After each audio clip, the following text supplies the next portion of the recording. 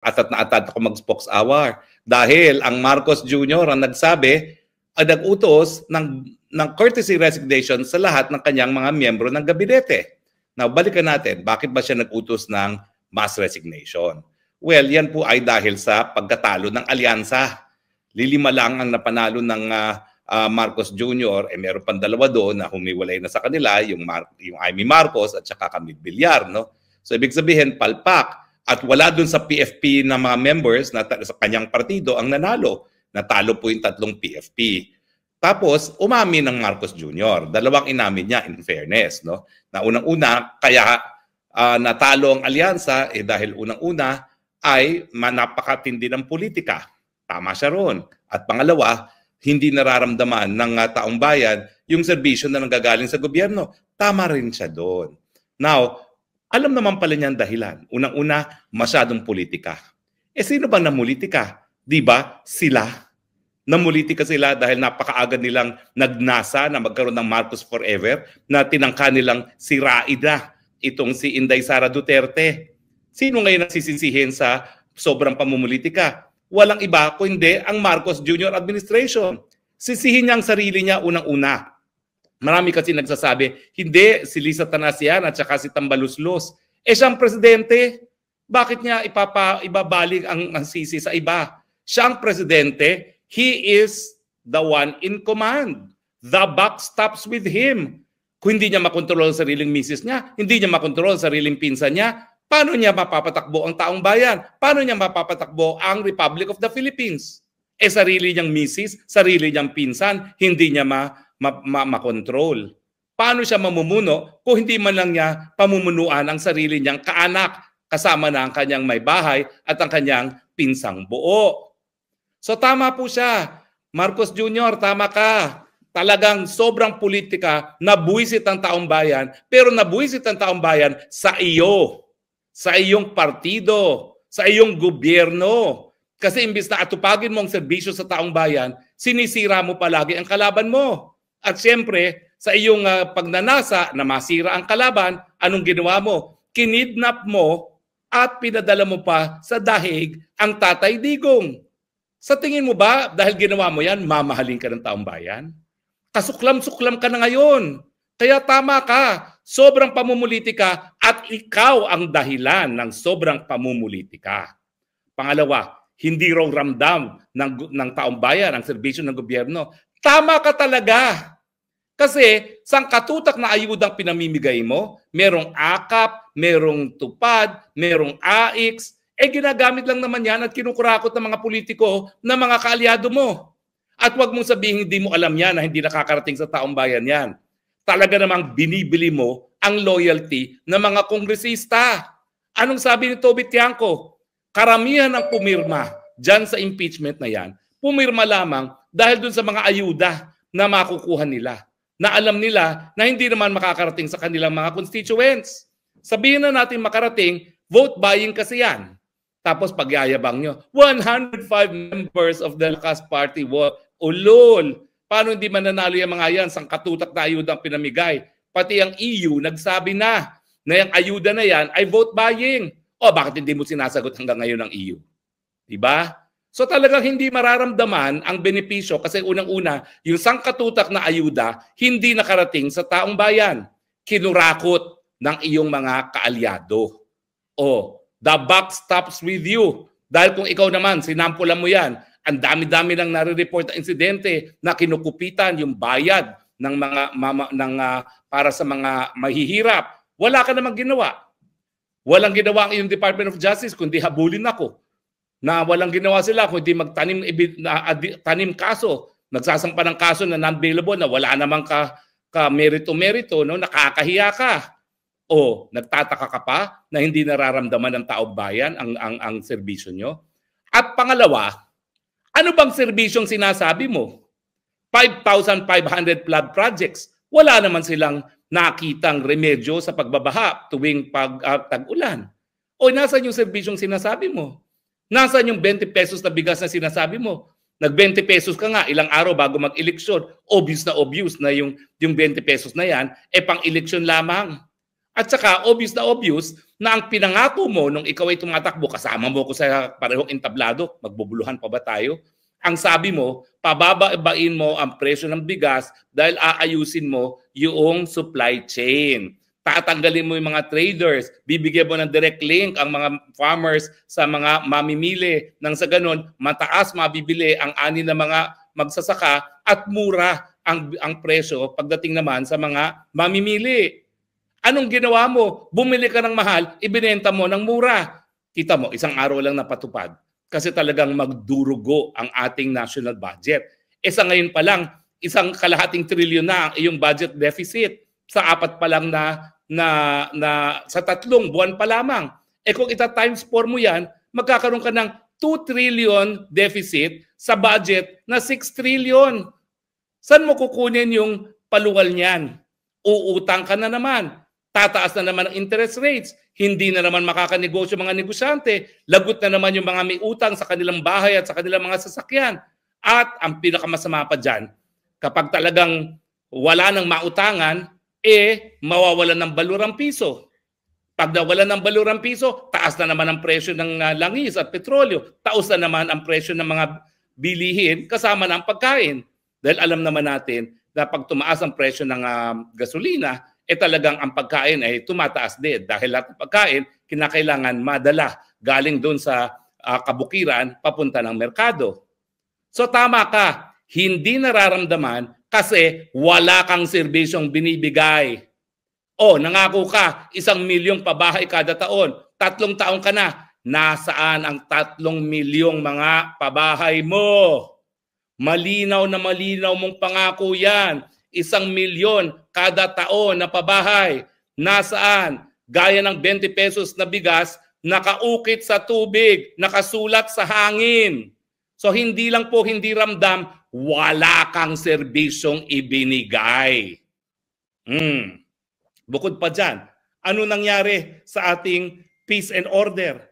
Balik na naman ang mga krimen. Takot na naman ang mga mayayamang mga Filipino-Chinese na lumabas sa kanilang mga pamamahay dahil nawala na ang takot sa puso at isipan ng mga kriminal. Kasi ang dami, sarili mong angkan, sarili mong mga kaibigan, sila ang kriminal. Winasak mo ang pagiging profesional ng kapulisan. Anong nangyari? Ginawa mong private army ang kapulisan. Ginamit mo para habulin lahat ng iyong mga kalaban. Kibuloy, Harry Roque, Duterte. Nakita mo ba yung asta ng Torre doon sa Villamor Air Base? Hindi ba para siyang private army at hindi profesional na sundalo? Meron pa siyang pahatak-hatak sa isang dating presidente na abogado?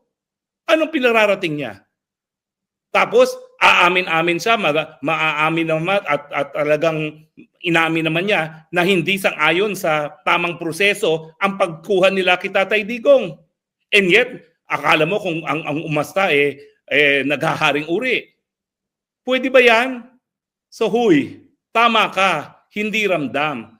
Pero hindi ramdam kasi wala kang serbisyong binibigay. Diba? Now, matapos natin mapagdiskusuhan yung mga tamang sinabi ni Presidente na unang-una, ayaw na ng Pilipino sa masyadong politika na siya rin ang namumulitika at hindi nararamdamang serbisyo, kaya nga lang, kasi wala siyang serbisyong binibigay. Sa mga kalye, 1 trillion ang budget ng DPWH. Ang pangit-pangit ng mga kalye, nagko-collapse pa mga tulay. Mahiya ka nga. Ano ba yan? Tapos sasabihin mo, hindi nararamdaman. Wala kasing serbisyo. Iba yun. Sa walang serbisyo, sa hindi nararamdaman. Yung walang serbisyo, may ginagawa ka. Pero sa totoo, sa 3 taon, wala kang ginawa. O ngayon, pinagre-resign mo mga gabinete mo. Bakit gabinete mo pinagre-resign? Di ba ikaw din naging gabinete? Nag-resign ka nga. Pero may nagkaroon ba ng pagbabago? Wala. Ikaw ang dahilan kung bakit nagtaas ang presyo ng bigas nung ikaw ay kalihim ng Secretary ng Department of Agriculture. Ikaw ang dahilan kung bakit naging napakamahal ng onions, no? Ikaw ang dahilan na kung bakit napakamahal din ang presyo ng tomatoes. At ngayon, nag-i-import na tayo ng lahat, pati isda. Ikaw ang dahilan. Sinibak mo ang sarili, nandyan pa rin ang problema. Ang tanong ko, ano ba ang tingin mo? Ang tingin mo ba, walang serbisyong nabibigay ang gobyerno mo dahil sa mga kalihim mo? Hindi. Walang serbisyong naibibigay dahil ikaw ang problema.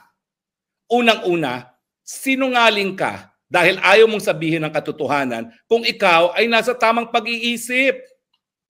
Kasi kung ikaw ay maaamin na ikaw ay bangag, patatawarin ka ng taong bayan. Si GMA nga talagang malinaw ng daya, nag-I am sorry, pinatawad. Ikaw pa kaya na pagkakasakit naman talaga yung pagiging bangag? Patatawarin ka. Pero kaya hindi ka pinapatawag, meron na kasing duda na wala ka sa tamang pag-iisip, wala ka ng serbisyong naibibigay sa iyong mga kababayan, nagpupumilit ka pa. Hindi lang manatili sa pwesto, kung hindi ilagay sa pwesto ang iyong mga angkan. Si Tambaluslos, kita mo yan? Ang number one na naninira sa iyo, yung Tambaluslos. Kasi lahat ng ginagawa niya sa Kamara de Representante, bulok. Yung panggigipit ng Quad Committee, yung mga kagaguhan na ginawa nila kay BP Sara, o di ba? Tambaluslos lahat yan. But then again, hindi ako naniniwala na ang dapat sisihin si Tambaluslos, ha? Ikaw pa rin ang dapat sisihin because the buck stops with you. You are the president. So walang mangyayari miski pa-resignin mo silang lahat dahil ikaw ang problema. Kapag ikaw ay hindi umamin na wala ka sa tamang pag-iisip at tingin ko, mayroon na talaga mga dahilan para mag-conclude na ikaw ay wala sa tamang pag-iisip dahil kung ikaw ay nasa tamang pag-iisip, napakadami nating mga resources. Dapat lahat na nakapangyarihan nasa iyo bilang presidente, dapat meron ka naman nagawa sa unang 3 taon mo. At ano pang gagawin ng gabinete mong bago? Last 3 years na yan. Alam mo, first 3 years is the learning curve. Last 3 years, dapat dyan na yung mga proyekto na maaalala ka. Papalitan mo mga gabinete mo. Magla-learning curve na naman sila. So, wala kang magiging legacy. Nakita mo? So, ang punto ko, hindi solusyon ang mass resignation ng iyong mga gabinete. Ikaw ang mag-resign. Ibigay mo na ang presidency kay BP Sara. Dahil kung si BP Sara bubuo ng bagong gabinete, halos sabay lang ang learning curve niyan sa bagong gabinete na iyong ibubuuin.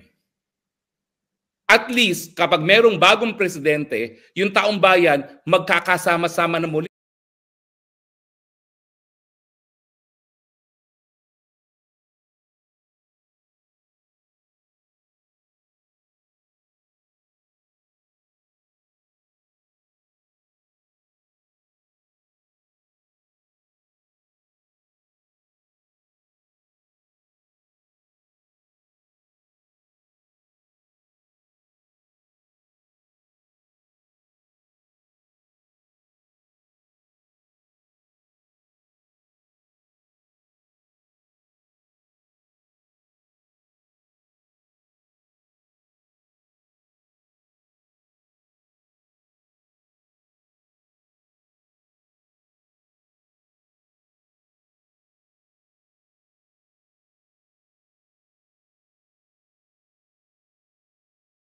Lalong-lalo na dahil nga sa ginawa mo kay Tatay Digong na pinapunta mo sa dahig. Yung taong bayan magkakasama-sama na muli. Lalong-lalo na dahil nga sa ginawa mo kay Tatay Digong na pinapunta mo sa dahig, kinidnap mo. Magugulat ka. Kapag ang sambayanan nagkakaisa, magtutulungan yan. Itataas talaga ang antas ng kabuhayan dahil alam nila that the success of one is the success of all. And the failure of one is the failure of all. Pero habang ikaw ay kinasusuklaman, talagang hindi makikipag-isa sa iyo ang taong bayan. So ang solusyon, ibalik ang pagkakaisa, paano? Mag-resign ka. Ibigay mo na kay Inday Sara. Makikita mo, bubulusong ang Pilipinas. Talaga magkakaroon ng tunay na pagbabago. Baliwala yan. Alam mo, PR lang yan ginagawa mo, Marcos Jr. PR lang yan na, sige, palitan natin ang mga gabinete dahil palpak silang lahat. Unang-una, sino ba namili niyan? Ikaw. Ang ginawa mo kasi, namili ka ng mga gabinete base lamang sa kung sino ang sip-sip sa'yo. Kung sinong malakas sa iyong asawa.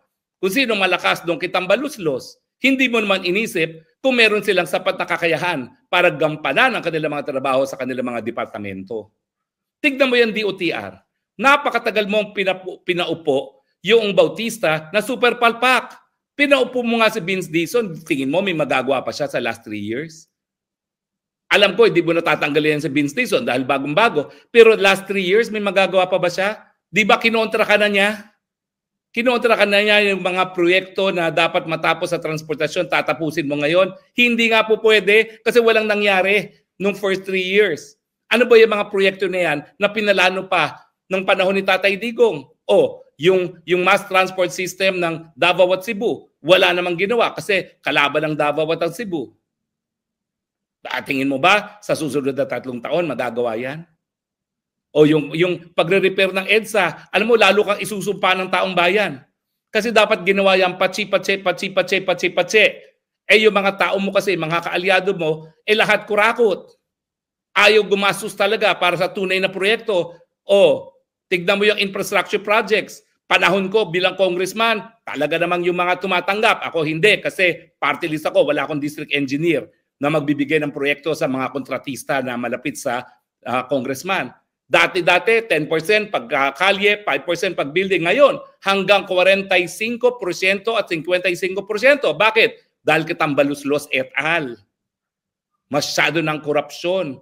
Kaya baku-baku lahat ng mga kalsada. Ngayon, mumurahin ka talaga ng taong bayan kapag sinarado mo yung EDSA. Dahil lahat ng tao halos dumadaan dyan.